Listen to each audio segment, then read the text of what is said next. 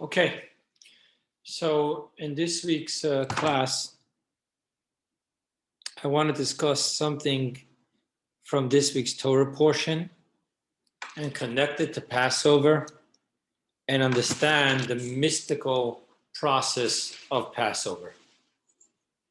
What is the Seder really all about?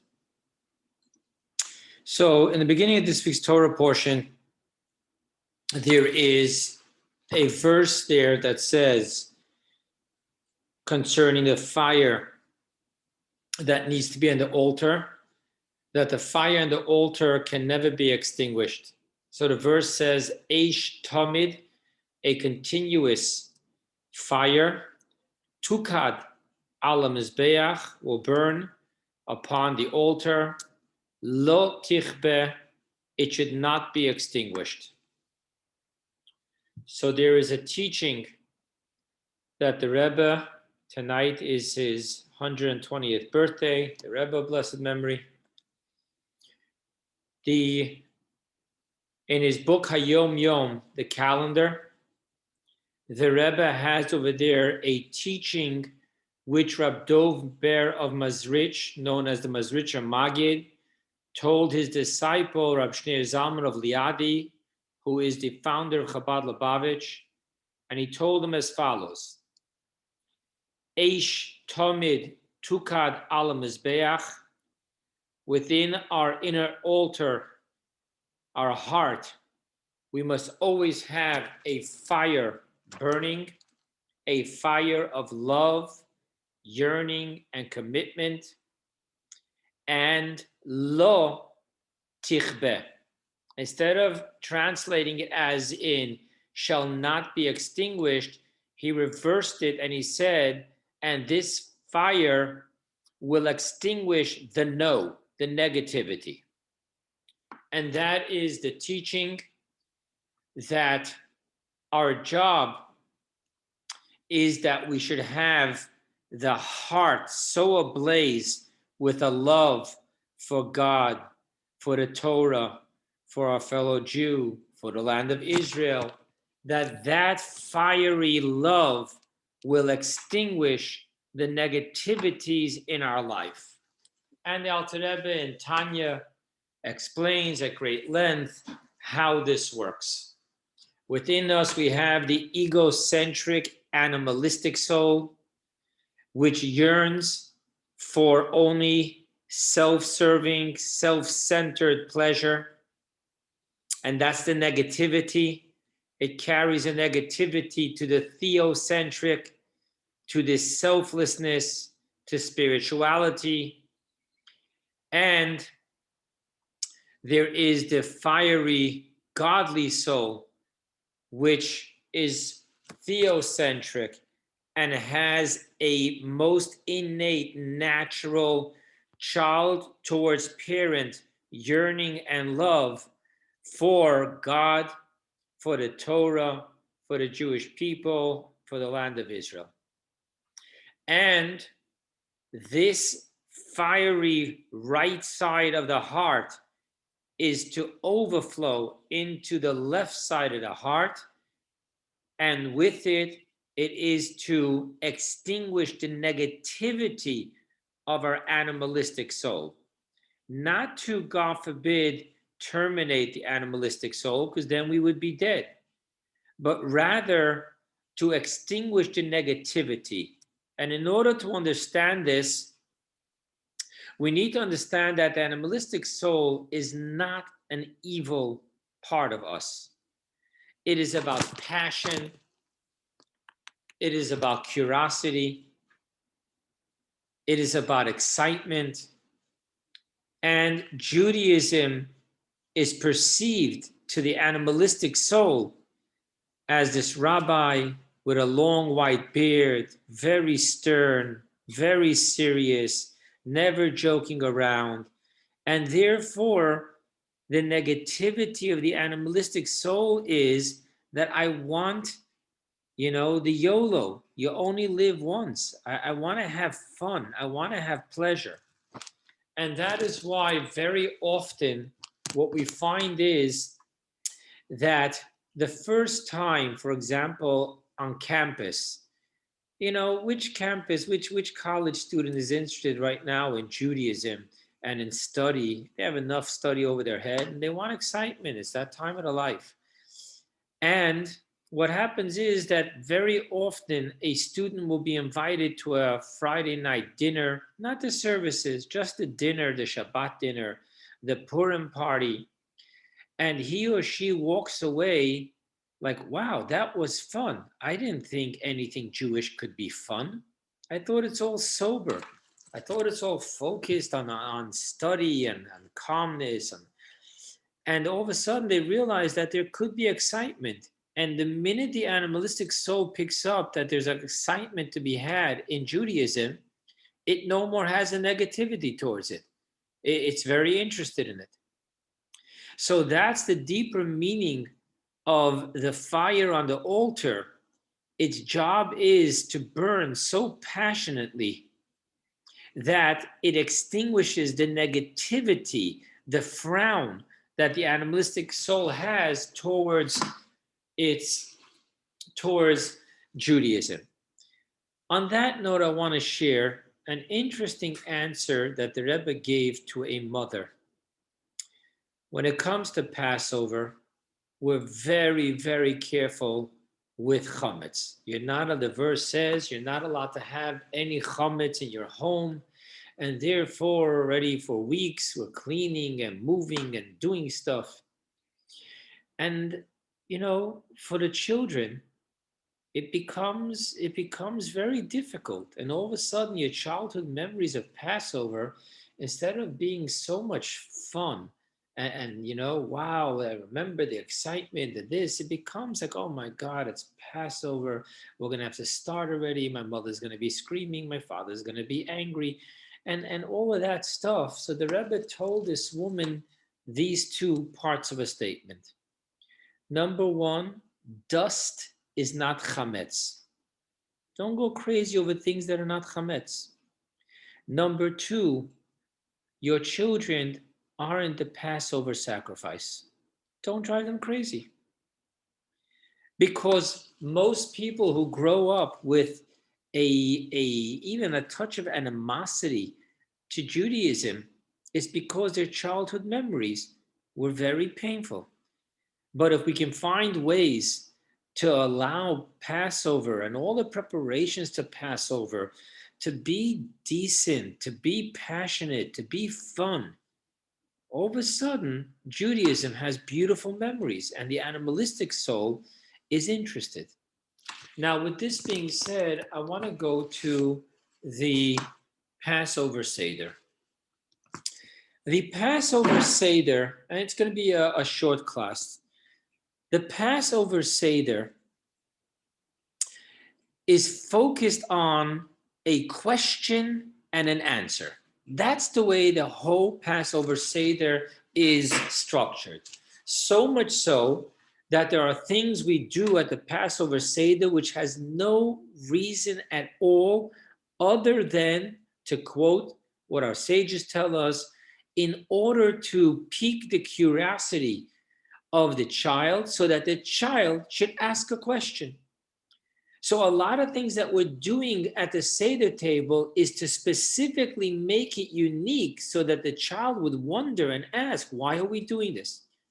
Hence, the entire Seder is not about the father or the mother lecturing the children, but rather it is about getting the child to ask the question and then to answer the child's question. Now, with this, excuse me. Now, with this, let us understand that right at the onset of the Seder, right after the immediate initial things we do, and one of them we do, again, to pique the question, why do we dip the vegetable into salt water? Right from the onset, we ask the question, Ma nishtana halayla hazeh mikol halelot? What makes this night different from all other nights? Excuse me. And right after we have this question, we have the short form answer, the avadim hayinu, because we were slaves to Pharaoh in Egypt. And then we go on to the history and the long form answer. That's really what the Seder is all about. And then, of course, after the Haggadah, we have the matzah, the moror, so forth and so on. I want to focus on the question and the answer, and not what the question is, and not what the answer is, but rather I want to share with you a Kabbalistic interpretation to who asks the question and who gives the answer. Right before the Manishtana, Rab Shneur Zalman of Liadi, the Alter Rebbe, founder of Chabad Lubavitch, he writes a simple instruction. Kan haben shoel ma. Literally what that means is, here the son asks what. Now I want to share with you the mysticism of that one line instruction. In order to understand the mysticism of this one line instruction, I need to take you to a little bit of Kabbalah about God's name. Now, we know God's ineffable tetragrammaton, the four-letter name, the Yud and the Hey and the Vav and the Hey, have the numerical value of 26. Yud is 10, Hey is 5, Vav is 6, Hey is 5, is 26. However, in Kabbalah, there are another 4 numerical values to that name of God, the holiest name of God. And how does that work? The way it works is that each letter is spelled out. For example, the Yud.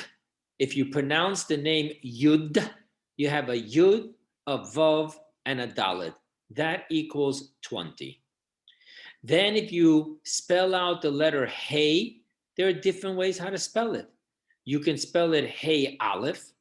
You can spell it Hey Hey. When you spell out the letter Vav, you can spell it out as Vav Aleph Vav, or just Vav Vav. And then the second Hey, once again, you can either do Hey Aleph or Hey Hey. Now, in Kabbalah, we call that the name with Alephs or the name with Heys. And there's another 2 ways to do it, but I'm just going to focus on the first 2.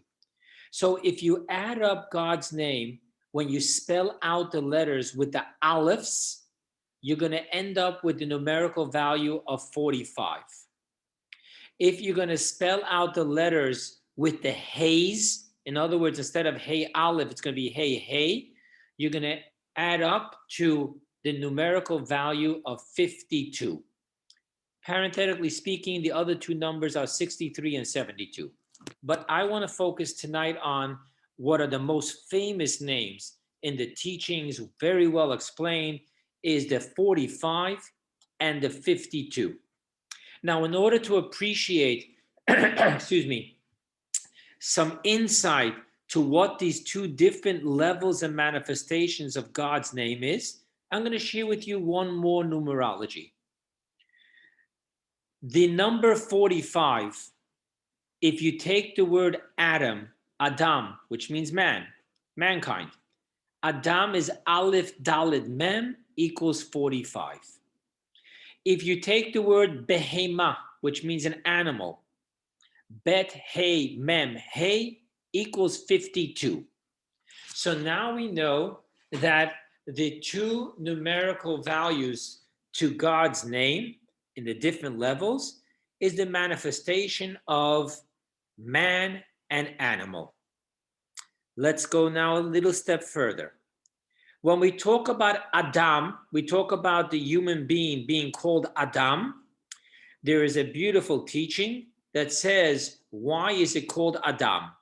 One famous one is the word Adam is from the word Adama, from the earth, because God created Adam from the Adama, from the earth.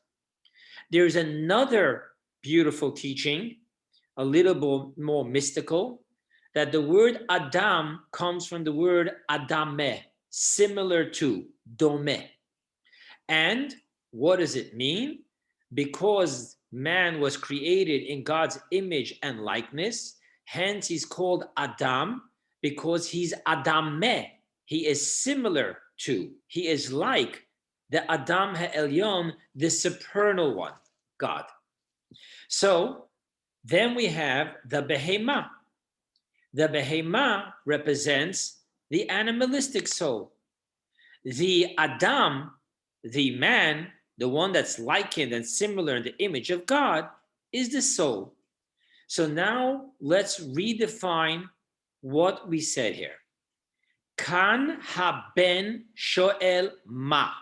Here, the 52, which we now know means the animalistic soul, asks, shoel asks ma. He asks of the 45, which represents the godly soul. So now I'm giving you an insight to the entire Passover Seder on an internal level, that the animalistic soul, our physicality, our drive for passion, love, fun, YOLO, FOMO, whatever other ones you want to use, this is asking of the godly soul, the image of God within us, what is going on tonight? Now, in order to understand this process of what the animalistic side, the egocentric side, the self-centered, and I'm not being vicious or evil, the animalistic soul is a beautiful part of us. It's why God sent the soul down here. If God just wanted the godly soul, that was in heaven before we were born. We were born so that the godly soul can come down into a body and deal with an animalistic soul. So the animalistic soul is very cherished by God. It offers something that the godly soul doesn't have. The godly soul is too structured to be able to have fiery passion to the sense of illogical yearning for God. Everything of the godly soul is logical. Now, understanding that, I want to share with you a different interpretation of these two names. And I don't mean a different interpretation. I should be more careful. I mean a different aspect of this interpretation of the 45 and the 52 and the godly soul and the animalistic soul. It says like this. King Solomon said that the spirit of mankind is always yearning upwards. The spirit of the animal is always yearning downwards. In other words, the human being, because of his frontal cortex, which is 40% of the brain, he's looking upwards. He's looking to a higher thinking, a higher living, a higher intelligence, a higher commitment, a higher purpose. The animal, on the other hand, because it doesn't have that frontal cortex power of higher thinking, and therefore the animal spirit is always downwards. What does it mean, downwards? The animal's life basically focuses on eat, don't be eaten, and procreate. Very physical. Now, with understanding this, we can again go ahead and understand a different dimension of the ben and the ma. Okay? What does it mean? What does the Alter Rebbe mean when he focuses on that the Manishtana is all about the ban, the 52, the animalistic soul, sho'el ma? He's asking the 45. So I want to share with you something that you and I, we've all spoken about this on this platform quite a couple of times, and that is the difference between the world of Atzilut and the world of Bria, Yetzira, Asiya. Atzilut has two definitions, two interpretations. The word Atzilut can come from the word Vayatzil min ruach, he brought forth from. It's not a creation ex nihilo. It's that which existed before in the highest level is brought forth. Another interpretation is from the word Etzel, which means next to. Hence, when we talk about the spiritual world of Atzilut, we're talking about the realm of spirituality, divinity, unity. That's what we're talking about. In Kabbalah and Hasidus, this is what Eden is all about.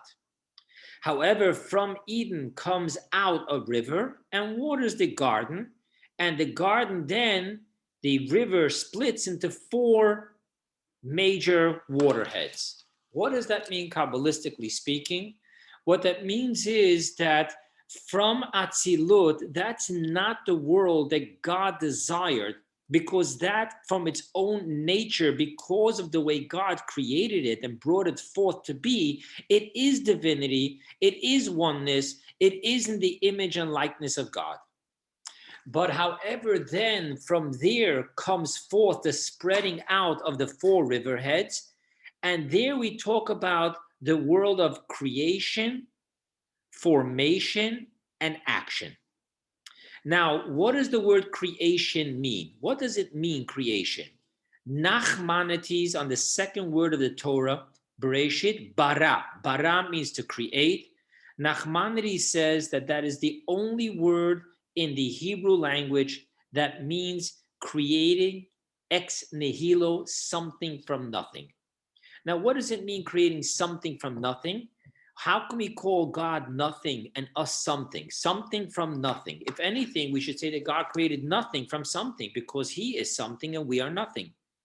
And the answer is because nothing, when we call God nothing, when we say God created something out of nothing, what we mean by nothingness means that it defies any finite principles and properties that defines a something.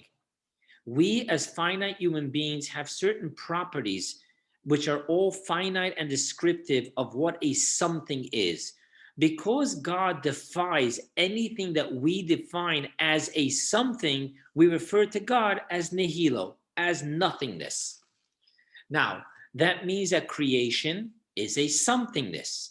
That somethingness is all based on an egocentric definition of self. I exist. I am a something. I have a definition. I have a beginning and an end. So the world Atzilut represents the infinite nihilo, total transparency and divinity and unity and infinite, while the world of Bria represents a egocentric something with a beginning and an end that demands to have its own definition. Now let's take this one step further. In Kabbalah, the name of God, which equals 45, the Ma, this represents the divinity world of Atzilut. While the world of Bria, the world of somethingness, egocentric, represents the numerical number of God's name, 52. So now here we're understanding that the mystical interpretation of that one little instructions before the Manishtana, Kan haben shoel ma. Here, the world of somethingness is asking the world of nothingness, what's going on tonight? Now let's understand this. The difference between the world of divinity and the world of egocentrism is all boils down to the paradigm. The paradigm of the world of divinity is that it is transparent. It is nothing more than a conduit for God to shine through. The world of somethingness, egocentric, says, yes, God created me. Yes, I need God, but I'm a somebody. I got needs. I got wants. I got dreams. I have purpose. I have goals. It all starts with the I. Now, when we talk about the difference between Atzilut and Bria, what we really need to understand here is that the world Bria, the world of the animalistic soul, the world of the egocentrism, that is what God desires, because that's where novelty takes place. For the godly soul, for the godly soul, I'm sorry, for the godly soul to go ahead and sit by the Seder and be totally focused on divinity, liberation, service to God. God took us out of Egypt, brought us to Mount Sinai. We accepted the Torah. That's not pleasurable to God. That is the norm. That is expected. The godly soul has no choice to behave differently. However, the animalistic soul does understand slavery. It does understand the ultimate ugliest depths of slavery, not where I am forced by another to do something, but that I am enslaved to my own feelings, to my own passions, to my own impulses. And hence, that slavery, that animalistic soul, when it can say that I am connecting to God, that brings God a holiday called Pesach. That is the holiday of Passover. Hence, we're now understanding a lot more that why at the very onset of the Haggadah, the very onset of Passover Seder, it's not about the soul, the godly soul talking until it has successfully piqued the interest of the animalistic soul to start asking, what is going on tonight? Only then, when the animalistic soul, its interest is piqued, it's a little excited that there's something going on at the Seder table, only then is it open to hear. And only when it's open to hear should the godly soul be answering. Because the mitzvah is never to talk, but to be heard. And that's what the Passover Seder is all about. And that's why the Passover Seder is not a meditation. It is not abstinence, but full engagement in the physical. That is why the depth of the Seder has to do with eating the physical amount of matzah, the physical amount of maror, the bitter herbs, the physical amount of 4 cups of wine, and there's a minimum size to what the cup can be, how many ounces. And that's why Seder must be celebrated with physically leaning, inclining while you're eating. It's all about because the child is asking a question and we need to answer the child. We need to answer our inner child. We need to answer this concept of the egocentric I, YOLO, FOMO, all of that needs to be connected, engaged with, needs to be drawn into the conversation. And the focus is not for the godly soul to show its great wisdom and great spirituality, but rather for it to be able to imbue within the animalistic soul, on the animalistic soul's level, that tonight is an opportunity of freedom. Just for tonight, we can break out of being enslaved to our impulses, to our egocentric, to our fears, to our insecurities. Just for tonight, if we follow the physical process of the Seder. And that's what's going on here. And that's why the Manishtana, these 4 questions were very carefully picked. There's so many more questions you can ask. For example, why do we drink 4 cups of wine? But we don't ask that question. We ask about the matzah, we ask about the moror, we ask about the dipping, and we ask about the inclining. Why? Because these 4 things break into a dichotomy. Matzah is the bread that we had with freedom. Moror is the bitterness of slavery. The dipping into salt water, tears, is the sign of slavery and suffering. The inclining is about freedom. So we keep on embracing the inner child. We keep on embracing the self-centered animalistic soul, invalidating that, yes, there is the suffering, there is the saltwater tears, there is the bitter herbs. We do go through that process of mourning the ego as we slowly let go of it. Our ego kept us alive. Our ego brought us to where we are. So letting go of the ego does entail a mourning, a suffering. And nevertheless, we also embrace the inclining and the matzah. We also embrace this concept of freedom. And that's the conversation throughout the whole night. If you ever want to be able to get through to a child, and a child, I don't mean by the age on the passport. I'm talking about the maturity of emotions, the emotional intelligence. I'm talking about the being able to be an adult.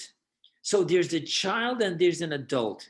We will never be able to get through to our child or anyone else's child if we're not able to validate what they're experiencing. Don't tell them you're wrong.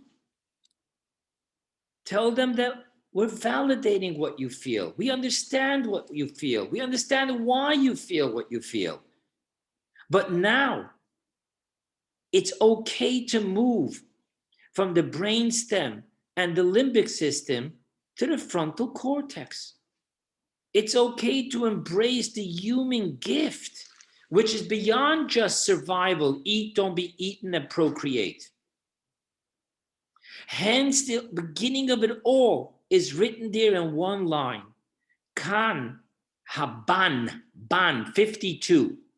The numerical value of Behema, the numerical value of God's name when it's spelled with Hayes, Hey, Hey, instead of Hey, Aleph. Kan Haban, Shoyel, Ma. Here, the Ban, the egocentric, asks the Ma, the 45, the numerical value of Adam, divinity, Atzilut. That is where the Seder takes place. The Seder takes place when our inner child asks the question, and when our inner loving parent can focus completely on the inner child, be there for the inner child, talk to the inner child, validate its suffering through Egypt, our internal Egypt, validate its fears, and even validate its tantrums when it doesn't get what it wants. And then you'll be able to move from the Avadim Hayinu, we were slaves, but we don't have to do that today. We can taste freedom through little physical actions of caring, of selflessness, of adulthood, of emotional maturity, of self-love, of self-care. So the journey of the Haggadah, the journey of the Passover Seder, is a beautiful journey if we're willing to embrace it, not just as a commemoration of the past, not just a celebration of potential, but a real inner dialogue between our egocentric self and our selfless self. And I want to finish with the following words. I've shared this in the shul on high holidays. I'm going to share it now. There was a young wave traveling in the ocean, being blown by the mighty winds, picking up speed, and it started feeling so powerful and so glorious.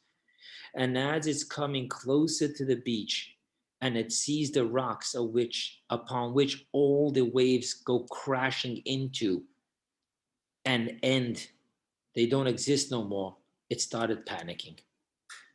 Came along a seasoned, mature wave and asked the young wave, "Hey chap, what's up? Well, what are you so nervous about?" And the little wave, the young wave, points to the rocks and says, oh my God, look, look, look. Don't you see? We're going to die. And the older wave said to the younger wave, that will all depend on how you define yourself, as a wave or as part of the ocean. The inner child cannot see beyond its present definition of self in the passion, in the FOMO, in the YOLO, in the I. It thinks that if it gives this up, it's going to die. The older wave, the inner loving parent, tells the younger inner child, it all depends on how you define yourself. Are you just a something, or are you a piece of the ultimate nothingness, the omnipotence of God? That's what a Seder takes us to. Thank you.